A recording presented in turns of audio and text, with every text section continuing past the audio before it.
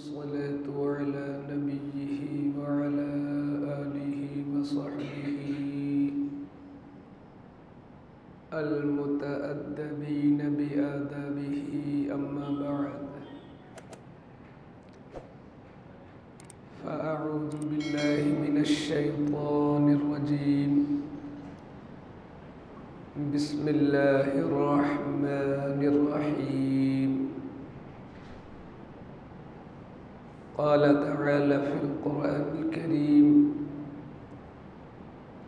इन्नल्लज़ीना आमनू व अमिलुस्सॉलिहाति सयजअलु लहुमुर रहमानु वुद्दा सदक़ल्लाहुल अज़ीम।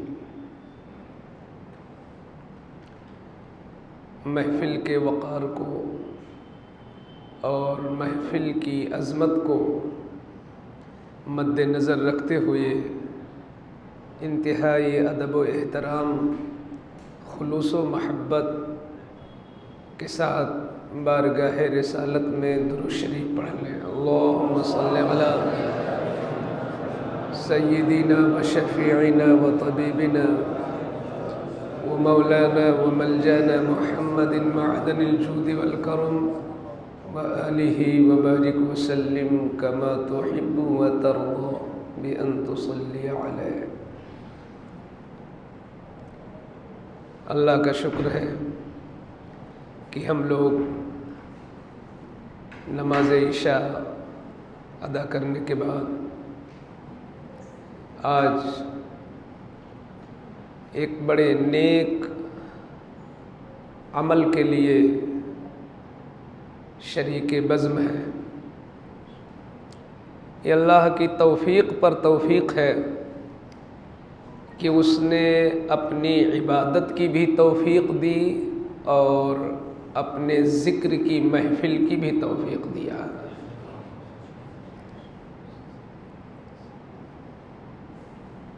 ऐलान से आपको मालूम हुआ होगा कि आज के इस जश्न का नाम जश्न ताजुश्शरिया रखा गया है।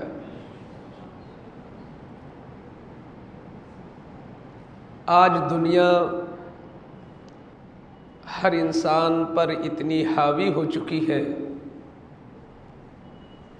कि अब दुनिया हमारी ज़बान पर या हमारी जेब में नहीं, हमारे दिल में आ चुकी है।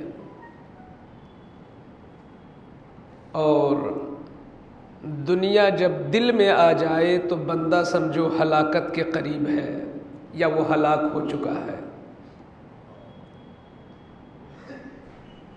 ये दुनियादारी इतनी बुरी बला है कि बुखारी शरीफ की हदीस है, मेरे आका ने इरशाद फरमाया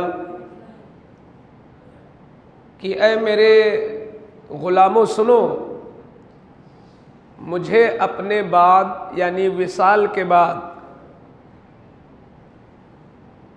ये खौफ नहीं है कि तुम मुशरिक हो जाओगे, लेकिन ये खौफ मुझे है कि तुम दुनियादार हो जाओगे। ये हुजूर ने फरमाया, हदीस मौजूद है बुखारी शरीफ की। ला अखाफु अलैकुम अन तुशरिकू, मुझे ये खौफ नहीं है कि तुम शिरक करोगे, लेकिन मुझे ये खौफ है कि कहीं दुनिया तुम्हारे दरमियान इतनी ज़्यादा ना आ जाए कि तुम उस दुनिया में इतना ज़्यादा गर्क हो जाओ जैसे अगली कौमें गर्क हुई, तो कहीं उन्हीं की तरह तुम भी हलाको बर्बाद ना हो जाओ। हुजूर ने ये जुमला फरमाया, ये हमारे लिए तवज्जो के काबिल है कि जिनकी निगाह पाक में एक एक ज़र्रा अल्लाह ने वाज़ेह कर दिया है, वो क़यामत तक आने वाले हमारे हालात को बिल्कुल जैसे हथेली पर राई का दाना दिन के उजाले में देखते हैं, ऐसे हमारे हालात को हमारे हुजूर पढ़ते हैं।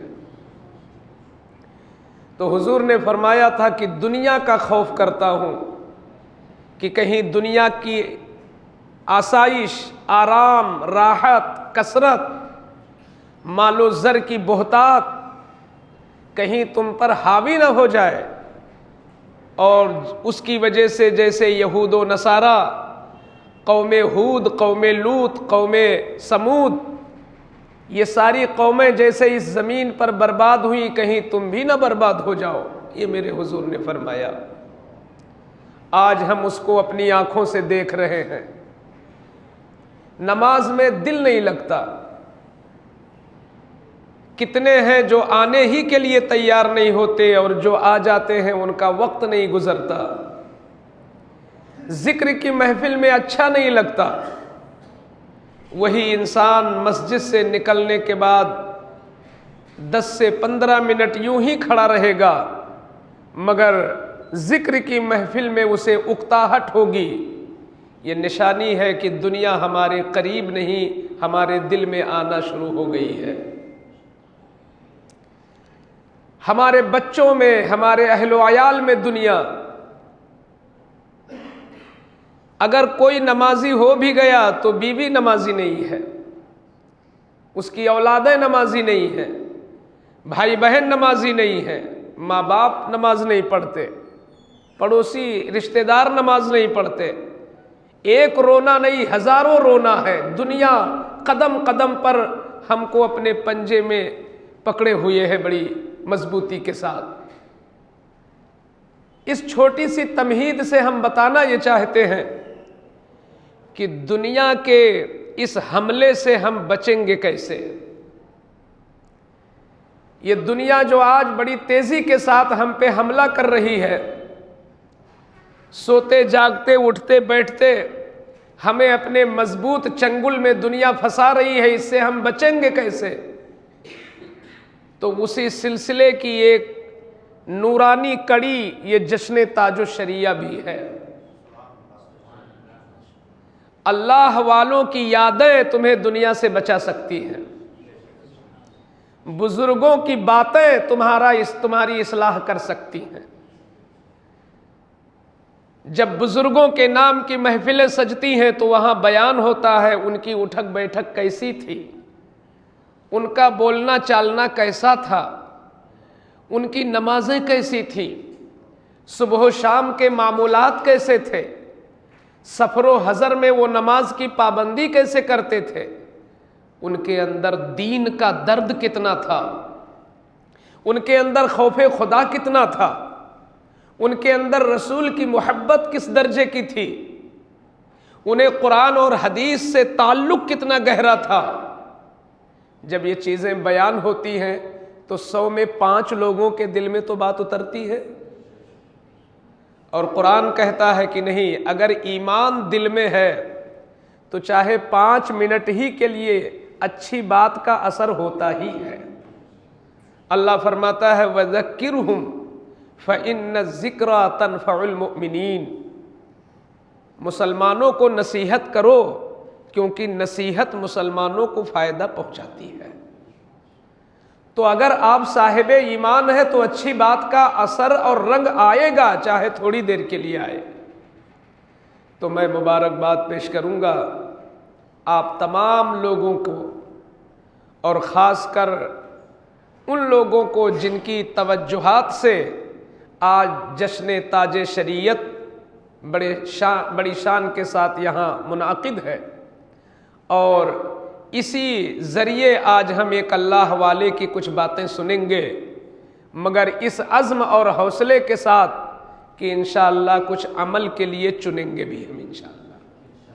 हमारे लिए जो काबिल अमल चीज़ें उनकी ज़िंदगी में हैं, वो चीज़ें हमें पैदा करने की कोशिश करते रहना चाहिए। भाई आदमी नबी नहीं बन सकता। नबूवत ऐसी चीज़ है जो अल्लाह जिसे चाहता है देता है। अपने बंदों में जिसे चाहता है वो रिसालत और नबूवत के लिए चुन लेता है। इसमें हमारी मेहनत का कोई दखल नहीं, लेकिन विलायत तो हासिल की जा सकती है, अल्लाह की कुर्बत तो हासिल की जा सकती है। अल्लाह की नज़दीकी और अल्लाह की रज़ा के लिए तो कोशा बंदा हो सकता है।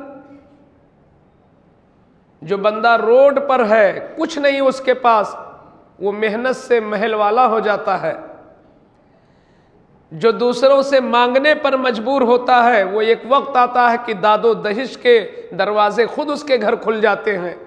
तो तो जब मेहनत से आप दुनिया में इतनी तरक्की कर सकते हैं तो क्या कोशिश से दीन में तरक्की नहीं कर सकते? यकीनन कर सकते हैं, लेकिन इसके लिए जहन बनाना पड़ेगा। आज जिस अजीम हस्ती के जिक्र से हम लोग सरफराज हो रहे हैं, वो अजीम हस्ती नाम कम लोगों को मालूम है, लक़ब ज़्यादा मशहूर है। जब महल्ला सौदागरान में आप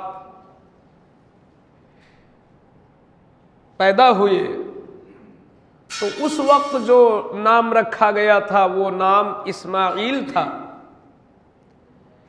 और उर्फियत में उनका नाम अख्तर रज़ा खां रखा गया था। लेकिन उर्फियत ज़्यादा मशहूर हो गई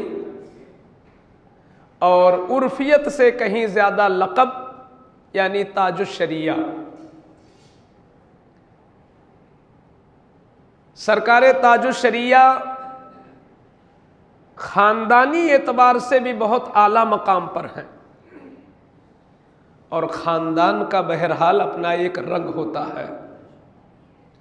आपके आबा अजदाद में वलियों की कमी नहीं, विलायत, तक़वा, बुजुर्गी, इल्म, तहारत, बसीरत, शायरी, जो भी देखो आपके ख़ानदान में आला मनसब पर लोग फाइज हैं।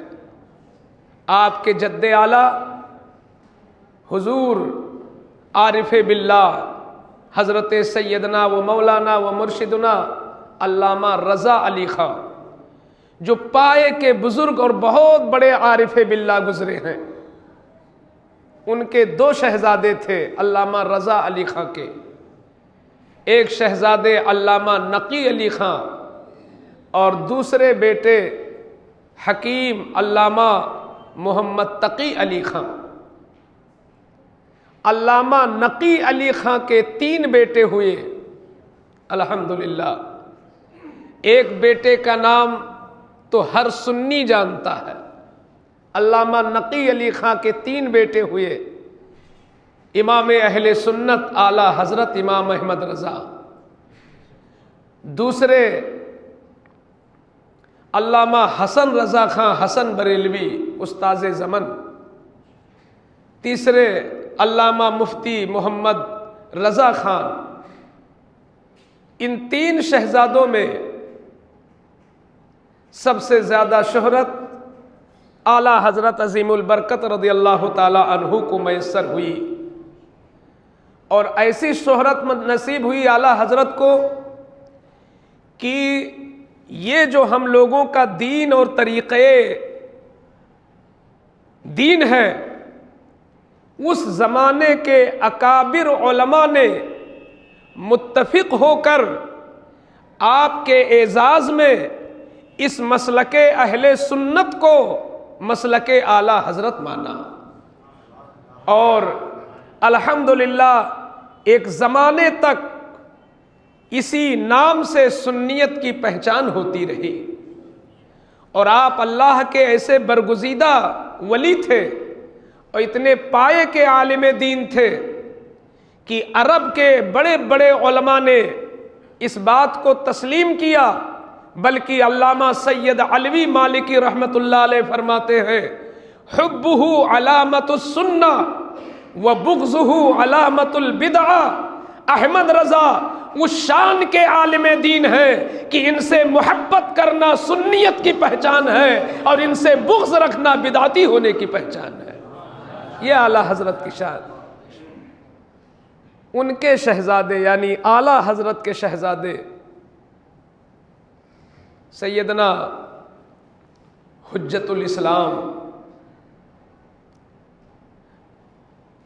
आपके शहज़ादे सैयदना मुस्तफ़ा रज़ा खां मारूफ मुफ्ती आज़म हिंद अलैहिर्रहमा व रिज़वान।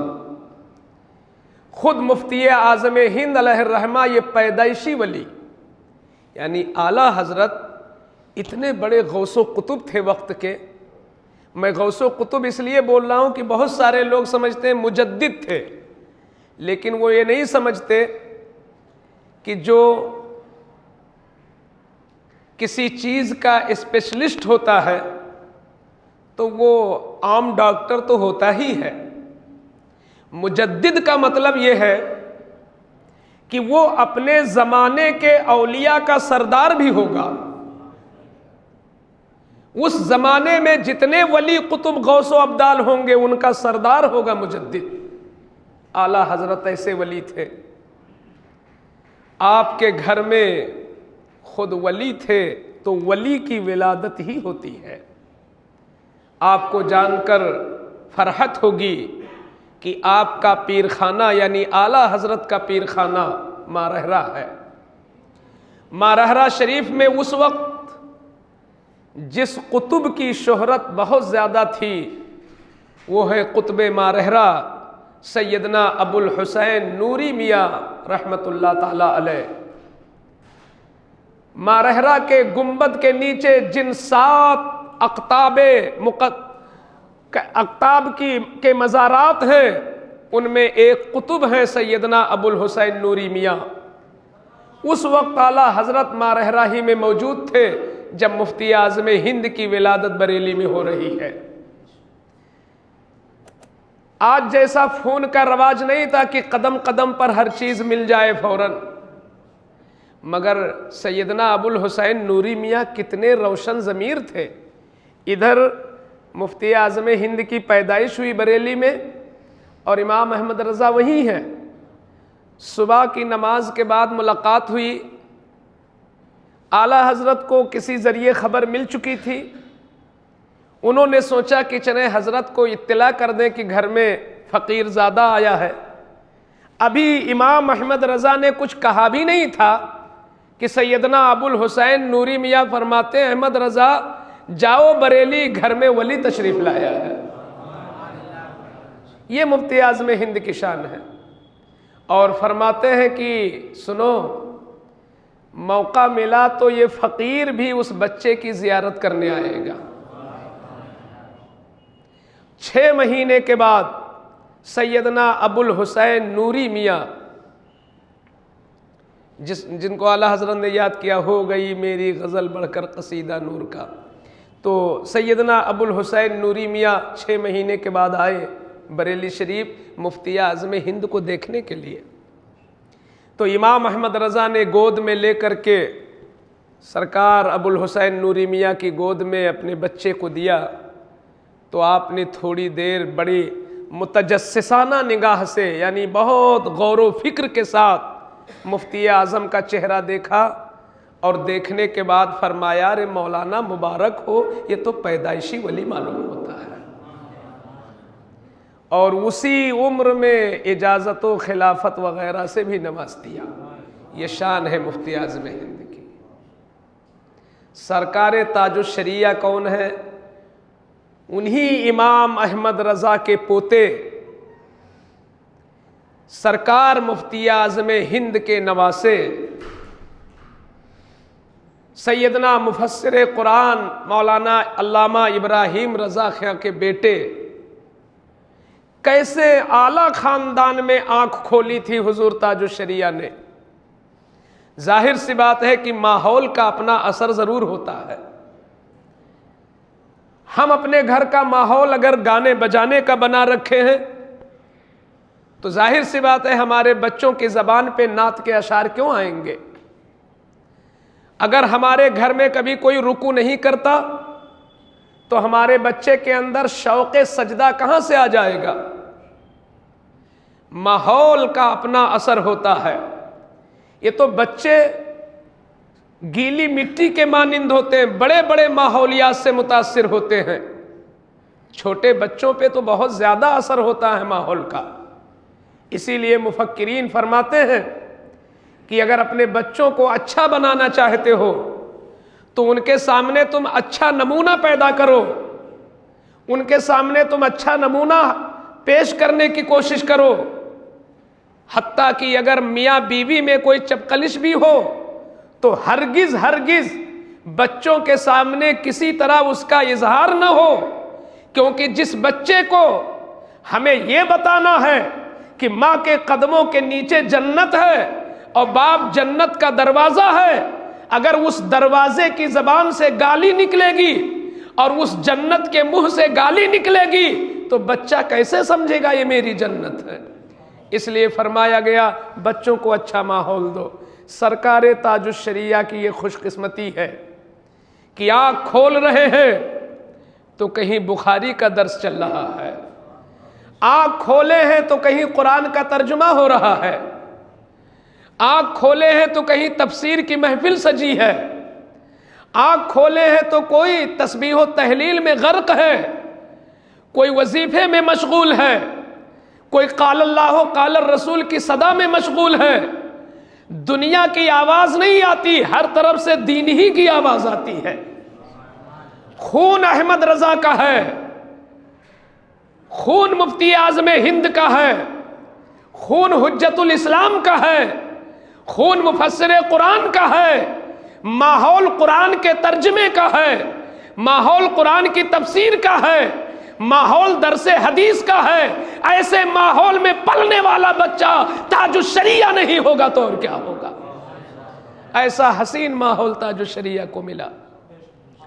अल्लाह ने उनको हुस्ने सूरत के साथ हुस्ने सीरत भी अता फरमाया था।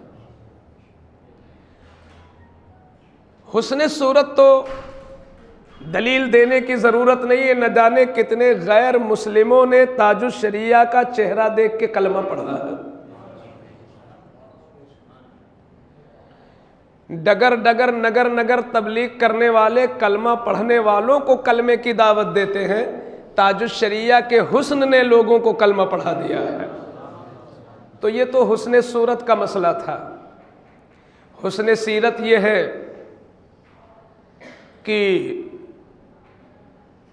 आपके अंदर शराफत, इंसानियत, सादगी, तवाज़ो, दीन में तसल्लुब, हुजूर का इश्क, खौफे खुदा, शरीयत की पासदारी, ये ख़ानदानी वरासत में आपको मिली थी। आपको आपकी ज़िंदगी जब पढ़ी जाती है तो कहीं देखो तो मुफ्ती आज़म का तक़वा झलक रहा है, कहीं आला हजरत की शायरी का रंग गालिब है, कहीं हुज्जतुल इस्लाम का इल्म बोल रहा है, कहीं मुफस्सिर कुरान का इल्म जलवागर नजर आ रहा है। अपने आबा अजदाद की बेहतरीन अमानत थे ताजुश शरिया। सरकार ताजुश शरिया बचपन, चूँकि अब हम लोगों के बच्चे कभी 5 साल में पढ़ना शुरू करते हैं, कभी 4 साल में, चूँकि इल्मी माहौल नहीं तो वक्त का भी नहीं पता चलता कि कौन सा तरीक़ा है बुज़ुर्गों का। 4 साल 4 माह 4 दिन के हुए तो आपकी बाकायदा तकरीब बिस्मिल्लाह खानी हुई और वालिदा माजिदा चूँकि ख़ुद बहुत बड़ी आलिमा थीं तो उन्हीं से आपने इब्तिदाई तालीम घर में हासिल किया और ख़ुद मंजर इस्लाम की तूती बोलती थी उस वक्त जो इदारा है बरेली शरीफ में, आपने वहीं पर आलमियत पास किया, फजीलत की डिग्री हासिल किया। उसके अलावा आपके अंदर फितरी ज़हानत इतनी थी कि उसी ज़माने में, अभी आप मिस्र तशरीफ़ नहीं ले गए, मगर उर्दू और हिंदी अखबारात को अरबी में और अरबी को उर्दू में करने की आपके अंदर सलाहियत थी। एक मिस्री उस्ताद थे अल्लामा अब्दुल तव्वाब, जो मिस्र के थे, ख़ास कर उनसे आपने इस्तिफ़ादा किया अरबी ज़बान में, तो आपकी अरबी ज़बान यहीं से बहुत अच्छी थी। जब तकरीबन 1963 में यहाँ की फरागत के बाद आपने आला तालीम के लिए सफ़र किया अज़हर का, मिस्र का, यहाँ भी एक सबक है ताजुश शरिया के मानने वालों के लिए कि हम अंगूठा छाप रहे हैं और सिर्फ नारा लगाएं ताजुश शरिया, क्या मतलब निकलता है। दीनी सोच पैदा करें, इल्मी सोच पैदा करें। किसी भी पीर का सही फैजान लेने के लिए ज़रूरी होता है कि उस पीर की ज़िंदगी को हम अपने अंदर उतारें और उनके मिशन को हम फरोग दें। किसी का नाम सिर्फ लेने से रूहानी फैज़ नहीं मिल जाता है। ताजुश शरिया इतने बड़े इल्मी घराने के थे, उनके लिए तो काफ़ी था कि पीर बन जाते फौरन, लेकिन फिर भी तालीम के लिए उन्होंने मिस्र का सफ़र किया। पिदरम सुल्तान बूद का गलबा नहीं था उनके ऊपर, वो अपने आप में कुछ और बनना चाहते थे। बाप क्या है, नाना क्या है, दादा क्या है, वो अलग बात है, खुद वो एक हीरा बनना चाहते थे। तो हर इंसान की वही सोच होना चाहिए। बाप की बनाई हुई इमारत में कब तक वो सुकून की नींद लेगा, खुद एक इमारत बनाने की हिम्मत रखनी चाहिए। ताजुश शरिया जब 1963 में वहाँ तशरीफ़ ले गए तो सीरत निगारों ने लिखा है कि यहाँ के जो तलबा जाते हैं तो चूँकि अरबी ज़बान पर उनको उतनी कुदरत नहीं होती है, तो वो बचते हैं कि कहीं बोलना ना पड़े और नाम और ला से काम चल जाए, कि कोई कुछ कहे तो नाम नाम या कुछ ला ला कह दें, इससे आगे ना बढ़ना पड़े।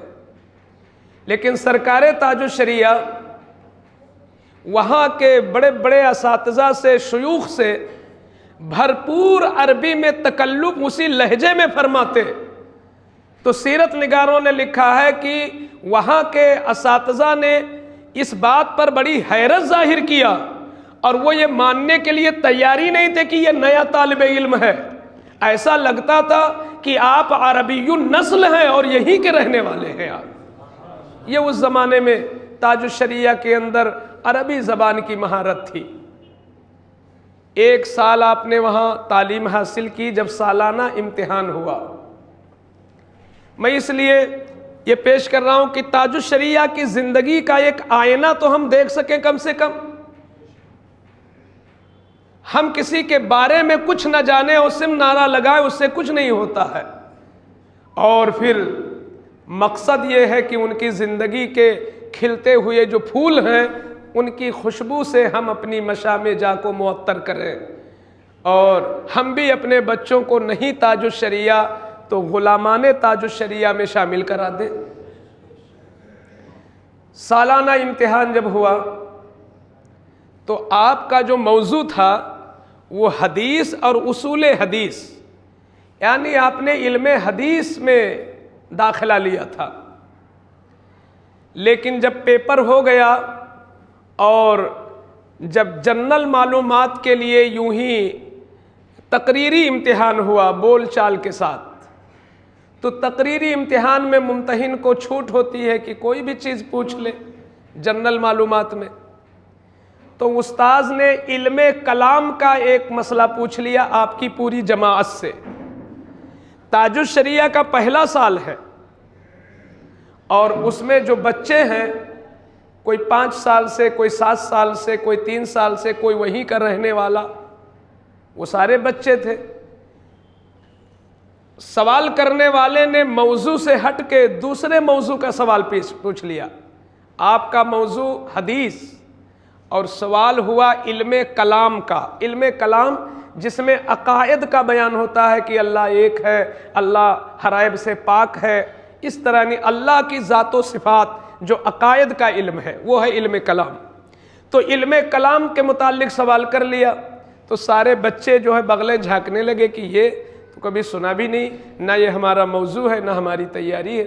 सारे बच्चे खामोश रहे। सरकारे ताजुश शरिया ने उसका भरपूर जवाब अता फरमाया।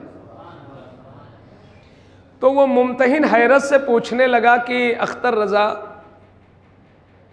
तुमने तो एडमिशन लिया है हदीस उसूले हदीस में और ये सवाल तो इल्मे कलाम का है और तुमने इतना शानदार, ऐसा लगता है जैसे तुम्हारा यही मौजू है और तुमने बाकायदा इसकी तैयारी की है, इस तरह तुमने जवाब दिया, आखिर ऐसा कैसे?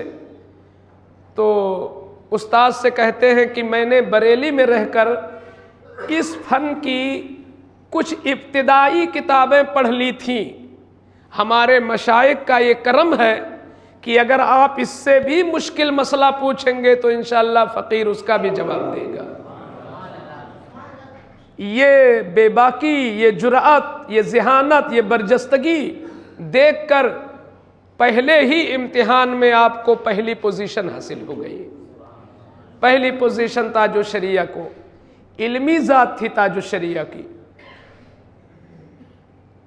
लोग उनका इल्मी पहलू नहीं बयान करते, ऐसा लगता है कि बस वो हजरात कलम लेकर के सिर्फ लोगों को मुसलमानियत से खारिज कर रहे थे, बस यही एक पहलू बचा है।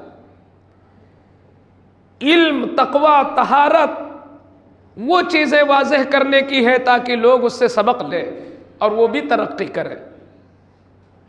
सैयदना हुजूर ताजुश शरिया अलैहि रहमा व रिज़वान ने पहले इम्तिहान में अच्छी पोजीशन पाई, और जब दूसरा साल यानी 1964 का जब दूसरा इम्तिहान दिया तो अल्हम्दुलिल्लाह अब जमाअत ही में नहीं पूरे जामिया में टॉप किया आपने।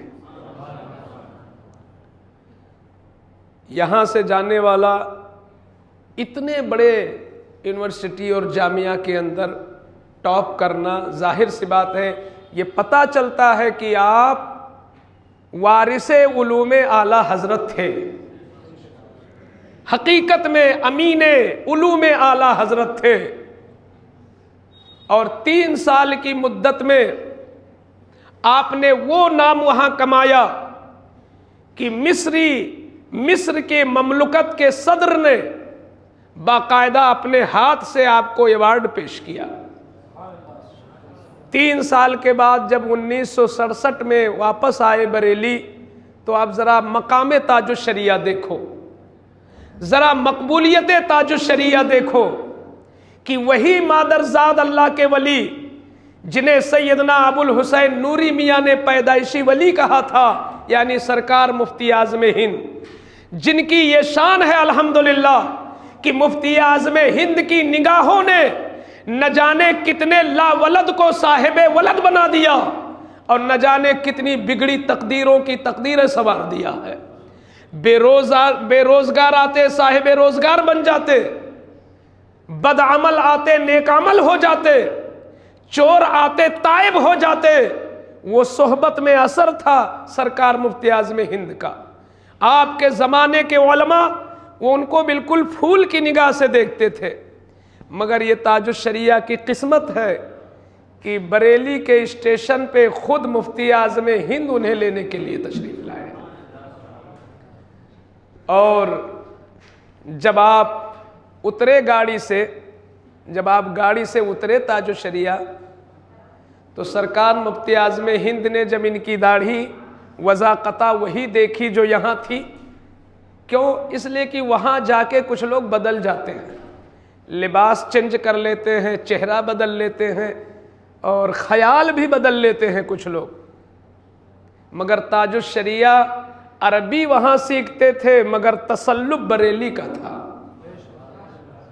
अरबी वहाँ सीखते थे, तहजीब बरेली की थी। तो मुफ्ती आज़म हिंद ने जब देखा कि मेरा बेटा तो बिल्कुल नहीं बदला है, तो सीने से लगा के और पेशानी को चूम लिया, कहा मेरे शहजादे ने बरेली की लाज रख ली है। उस ज़माने में बड़े बड़े तमाम माहनामों में, अखबारात में आपकी कामयाबी की सारी रिपोर्ट शाये हुई और पूरी दुनिया और ख़ासकर हिंदुस्तान में आपका शोहरा फैला। ताजुश शरिया आने के बाद कई सालों तक मंजर इस्लाम में दर्स देते रहे।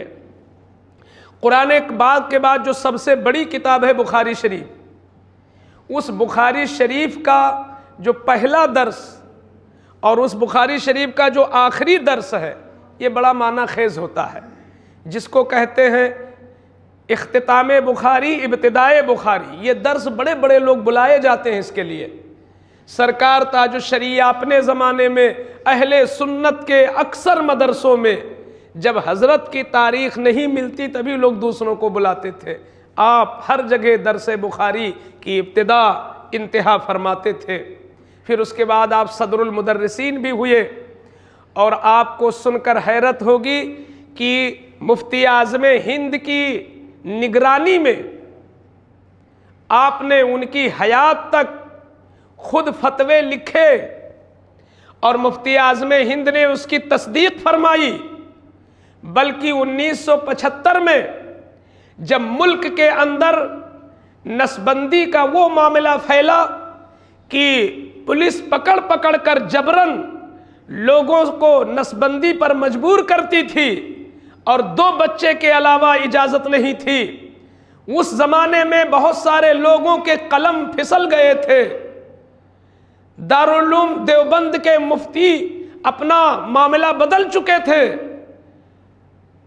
हुकूमत के खौफ या हुकूमत के चापलूसी में जब लोगों के कलम बिखर गए और हुकूमत वक्त की चौखट पर उन्होंने घुटने टेक दिए, उस वक्त सरकार मुफ्ती आज़म हिंद ने नसबंदी की हुर्मत का फतवा दिया और तफसीली फतवा जो लिखा वो सरकार ताजुश्शरिया ने लिखा, जिसमें यह जाहिर किया कि ए जवाज का फतवा देने वालों, तुम नसबंदी को खतना समझते हो, हरगिज ऐसा नहीं है। खतना तो हुजूर सैयदना इब्राहीम की सुन्नत है और नसबंदी हराम है, नसबंदी हराम है। ये ताजुश्शरिया का फतवा था। ये जिन लोगों ने फतवा दिया था कि नसबंदी जायज़ है, उन्होंने ये समझा था कि जैसे खतना कराते हैं तो खतना में भी तो अल्लाह की बनाई हुई चीज़ को काट देते हैं, तो नसबंदी में भी लगभग वही चीज़ होता है।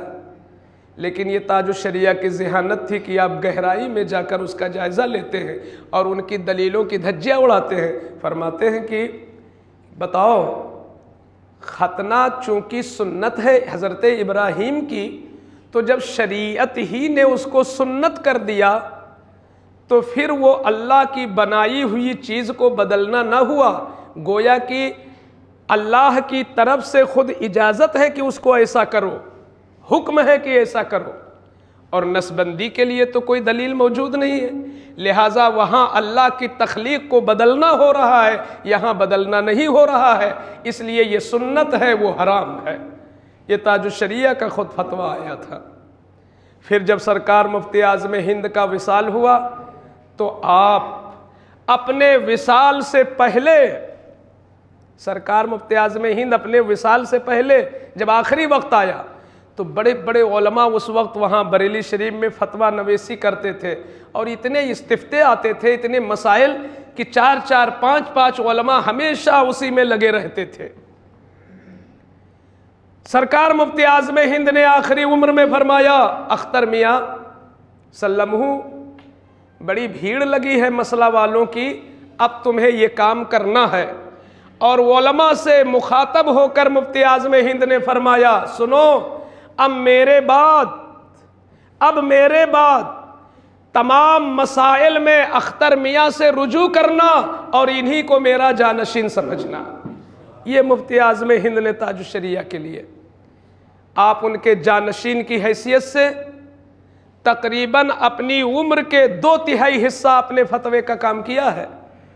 आपकी फतवा नवेसी की खिदमत देखी जाए तो तकरीबन 50 साल की खिदमत है, ये कोई मामूली खिदमत है। मुरीदाने ताजुश्शरिया आवाम में इतना नहीं जानते कि ये चीज़ क्या है। ताजुश्शरिया की ये अहले सुन्नत पर या दीन के लिए कितनी बड़ी खिदमत है कि तकरीबन 50 साल तक आपने लोगों को मसाइल बताए हैं, फतवे लिखे हैं। अल्लाह ताला इन्हीं के सदक़े में उन्हें विलायत अता फरमाएगा। ये बहुत बड़ी खिदमत है ताजुश्शरिया की।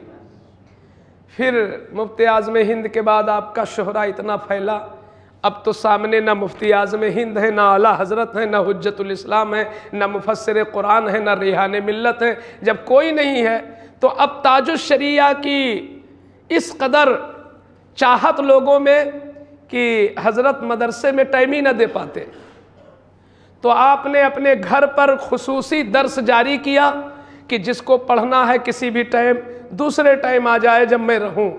तो वहाँ के जितने भी दारुल उलूम थे, वहाँ के चीदा लोग जब भी हज़रत टाइम देते तो लोग पहुँच जाते। उसके अलावा आप दौरे पे रहते, उस दौरे में भी बड़े बड़े लोग आज नमाजों की पाबंदी नहीं कर पाते हैं, अच्छे लोग सफ़र में। मैं आप लोगों को ये पैगाम देता हूँ कि जब भी किसी उर्स में जाए तो ये सोच कर जाए कि रास्ते में नमाज़ों के भी औकात हैं, वो नमाज हम कैसे पढ़ेंगे। अगर फ़र्ज़ नमाज छोड़कर आप उर्स कर रहे हैं तो मुझे नहीं समझ में आता कि आप मुकम्मल फैज़ पा रहे हैं। कोशिश ये करें कि आप बावजू बैठे और ताक में रहें, जहाँ ट्रेन रुके आप जल्दी से पढ़ लें, और ये भी मुमकिन ना हो तो आप अफजल यही बताया गया है आप उसी में पढ़ लें, आपका तकवा है आप बाद में दोहरा लें, लेकिन नमाज का तर्क किसी हाल में नहीं। ताजुश शरिया अलैहि रहमा व रिज़वान, इसी लखनऊ स्टेशन पर गाड़ी बिल्कुल चलने वाली थी, सारे हालात बन गए थे कि गाड़ी छूटने वाली है, मगर सरकार ताजुश शरिया ने मुसल्ला निकलवाया और बिछा लिया। ट्रेन हिल करके अल्हम्दुलिल्लाह, ये नमाज की सच्ची मोहब्बत थी या ताजुश शरिया की करामत थी कि कई दर्जनों उलमा इसके गवाह हैं कि ट्रेन फिर रुक गई और हजरत ने सलाम फेरा, फिर ट्रेन चल दी है। ये आपके लखनऊ में हुआ है। एक आखिरी बात अर्ज कर दूं, सरकार ताजुश शरिया की करामत, चूंकि जो आलिम बाअमल होता है, आलिम बाअमल होता है वो वली भी होता है। जितना बड़ा आलिम बाअमल उतना बड़ा वली। सरकार ताजुश शरिया उस मनसब पर पहुंच चुके थे कि आपको अल्लाह ने विलायत बख्शी थी। इसकी वाज़ेह मिसाल खुद सब लोग फैसला कर लेंगे। जो मैं बात, बहुत अहम बात सुनाने जा रहा हूं, देर तो नहीं मेरे ख्याल से, क्योंकि बोझ बनना ये मेरी फितरत में भी नहीं है, और फिर दीन के लिए मना भी है कि ज़बरदस्ती किसी को दीन न सिखाया जाए। ये हमारे हुजूर की सुन्नत है और सहाबा की सुन्नत है। जितनी देर दिल हाजिर रहे अल्लाह वालों का जिक्र बर उतना ही हो। एक आखिरी बात बर्दाश्त कर ले, लेकिन इसको सिर्फ बर्दाश्त नहीं करना, इसको समझना भी है और इससे हौसला भी लेना है। 2015 की बात है। 2015, ये सबको मालूम है कि सरकार ताजुश शरिया आँख से बहुत पहले से कमज़ोर थे, बीनाई आपकी बहुत पहले से। 20 साल पहले आपका ऑपरेशन हो चुका था आँख का, और डॉक्टर ने कुछ ऐसी चीज़ लगा दी थी जो 20 साल तक चली, फिर वो ख़राब हो गई। उसी ज़माने में आपने तारीख दे दी थी साउथ अफ्रीका की। लोगों ने मना किया कि हुजूर आँख कमज़ोर है और तकलीफ़ भी बढ़ी हुई है, तो इसलिए आप तारीख कैंसिल फरमा दें। लेकिन आपने कहा फ़कीर ने वादा किया है, वहाँ लोगों की मोहब्बत है, तो इसलिए ऐसा करो कि मैं चलता हूँ। आप अफ्रीका तशरीफ़ ले गए। जब वहाँ पहुँच गए तो पहुँचने के बाद आँखें इतनी ख़राब हुई कि दोनों आँखों से खून बहने लगा, और 20 साल पहले जो ऑपरेशन द्वारा काम हुआ था, सर्जरी हुई थी, वो सब ख़त्म हो गया और खून बहने लगा। जाहिर सी बात है कि आपकी मकबूलियत, अच्छे अच्छे लोग आपके कदमों में सर रखने में फ़ख्र महसूस करते थे, तो अच्छे डॉक्टरों की खिदमत ली गई और अच्छे हॉस्पिटल में आपको ले जाया गया। डॉक्टर ने दवा दिया वक्ती तौर पर, मगर कहा कि ऑपरेशन के अलावा कोई चारा नहीं है, इनका ऑपरेशन होगा। आपको तैयार करा के फिर ऑपरेशन के लिए ले जाया गया। सरकार ताजुश शरिया चले गए। जब वहाँ पहुँचे तो जब डॉक्टर लोग तैयारी करने लगे कि आपको बेहोश किया जाए, तो हज़रत ने देखा, पूछा ये क्या हो रहा है? तो लोगों ने कहा कि हज़रत बेहोश करना पड़ेगा, ऑपरेशन बड़ा है, आँख का मामला है, तकलीफ़ बड़ी होगी और तकरीबन 3 से 4 घंटे का ऑपरेशन है, इसलिए बेहोश होना पड़ेगा। तो आपने मना फरमा दिया। अब इस मौके पे हमें गौर करना है। ऐसा नहीं कि जो ऑपरेशन में बेहोश हो जाते हैं वो गलत करते हैं, या जो सुन करा लेते हैं वो गलत करते नहीं। ज़रूरत एक ऐसी चीज़ है कि नाजायज़ चीज़ भी जायज़ हो जाती है। जैसे गैर महरम को देखना हराम है, लेकिन अगर किसी औरत की ऐसी जगह तकलीफ हो जाए कि बगैर देखे काम नहीं चलेगा, तो डॉक्टर बकदरे ज़रूरत देखेगा और वो देखना हराम नहीं होगा, वो जायज़ है। तो कायदा है अज़-ज़रूरात तुबीहुल महज़ूरात, कि ज़रूरतें जो होती हैं वो नाजायज़ को भी जायज़ कर देती हैं।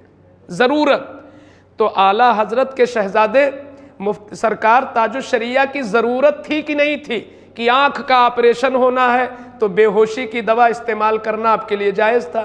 बेहोशी की दवा में नशा है और कुछ ऐसी चीज़ें हैं जो हमारे लिए इस्तेमाल ऐसे अदर वक्त में जायज़ नहीं है। एक है फतवा और एक है तकवा। आज हम लोग इतने लटे हो गए कि हम फतवा ही पे अमल नहीं कर पाते, तकवा तो बहुत दूर की बात है। मगर जो अल्लाह वाले होते थे वो फतवा से ऊपर तकवा, उस पर अमल करते थे। या इसको यूं समझो, एक है रुखसत, एक है अजीमत। रुखसत पर मामूली लोग अमल करते हैं, अजीमत पर अल्लाह वाले अमल करते हैं। छोटी छोटी सुई के नोक के बराबर अगर पेशाब के कतरे लगे हैं नमाज हो जाएगी, मगर इमाम आजम धो लेते थे तभी पढ़ते थे। वो उनका तकवा था, वो उनकी अजीमत थी। तो सरकारे ताजुश शरिया के लिए नशे की दवा इस्तेमाल करना ये फतवे की रोशनी में जायज़, मगर आप मुत्तकी थे, रुखसत थी कि इस्तेमाल कर लो, मगर आप अजीमत के आमिल थे।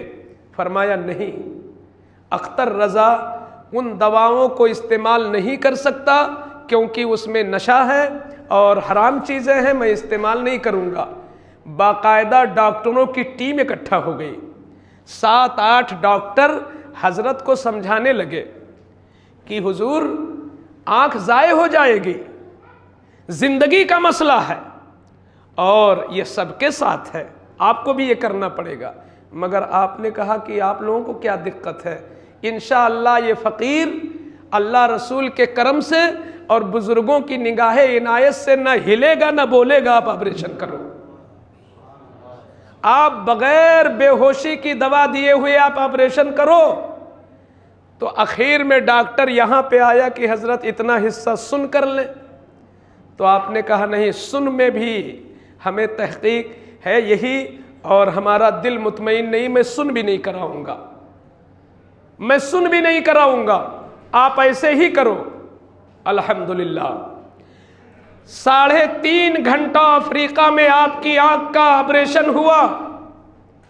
आप उस आलम में कसीदा बुर्दा पढ़ते रहे, दुरूद शरीफ पढ़ते रहे और कुछ भी न बोले, न हरकत किए, न चीखे, न चिल्लाए।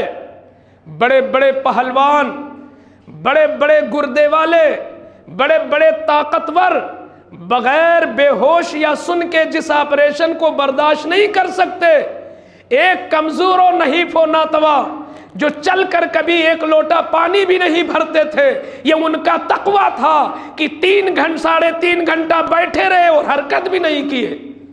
जब आपका ऑपरेशन हो गया तो डॉक्टर हैरत में थे। जिस बड़े डॉक्टर ने ऑपरेशन किया था उसने बाद में ये तासुर दिया कि मैं दुनिया का सबसे नालायक डॉक्टर हूँ और ये दुनिया का सबसे अच्छा मरीज़ है। मैंने सैकड़ों ऑपरेशन किए, यही दवा के ज़रिए एक बंदा ऐसा मुझे मिला ज़िंदगी में जिसने बग़ैर किसी दवा के इतनी आसानी के साथ, मैं कहता हूँ ये अल्लाह का वली है, उस डॉक्टर ने कहा। तो हज़रात गिरामी, हम ताजुश शरिया के मुरीद हैं या हम बाहैसियत खानवादे आला हज़रत के या एक आलिम रब्बानी के अगर उनसे मोहब्बत करते हैं और उनका नाम लेते हैं तो हमें भी तो इन गुनाहों से बचने की ज़रूरत है। अगर वो उस आलम में बुरी चीज़ों से बच रहे हैं तो हम आम वक्तों में क्यों बुरी चीज़ें इस्तेमाल करते हैं। ये जब आप अपने बच्चों को सुनाएंगे तो हो सकता है बियर का शौक़ रखने वाले या तरह तरह की नशीली चीज़ों को अगर ईमान है और ज़बान में तासीर है तो अल्लाह ताला कहीं ना कहीं से दिल में बात डालेगा कि नहीं, ये है मुसलमान, ये मुसलमान का तरीक़ा होना चाहिए। नमाज किसी हाल में न तर्क करते और दीन के मामले में कभी कोई समझौता नहीं करते। यही वजह है कि सरकार ताजुश शरिया को अल्लाह ने वो मकबूलियत बख्शी कि लाखों नहीं करोड़ की तादाद में उनके मुरीदीन हैं और दुनिया का वो कौन सा मुल्क है जहां मुसलमान हैं आपके मुरीदीन नहीं हैं? पूरी दुनिया में ताजुश शरिया के, और फिर आवाम से ज़्यादा उलमा, और वो भी काबिल उलमा। यही कैफियत मुफ्ती आज़म हिंद की भी थी कि जो काबिल उलमा थे वो उस ज़माने में सब मुफ्ती आज़म हिंद से मुरीद थे। आपके भी ज़माने में अक्सरियत सरकार ताजुश शरिया से मुरीद हैं। हज़ारों इदारों के सरपरस्त, न जाने कितनी दुकानें उनके नाम की, न जाने कितनी तंजीमें उनके नाम की, न जाने कितनी मस्जिदें उनके नाम की, न जाने कितने मदरसे उनके नाम के। ये शोहरत अल्लाह ने ताजुश शरिया को बख्शी है। मैं इन अशार पर आज अपना खिराज अक़ीदत मुकम्मल करता हूँ कि अब्रे रहमत तेरे मरकत पर गुहरबारी करे, हश्र तक शान करीमी नाज बरदारी करे, फना के बाद भी बाकी है शान रहबरी तेरी, खुदा की रहमतें हो ए अमीर कारवां तुझ पर, वमा अलैना इल्लल बलाग।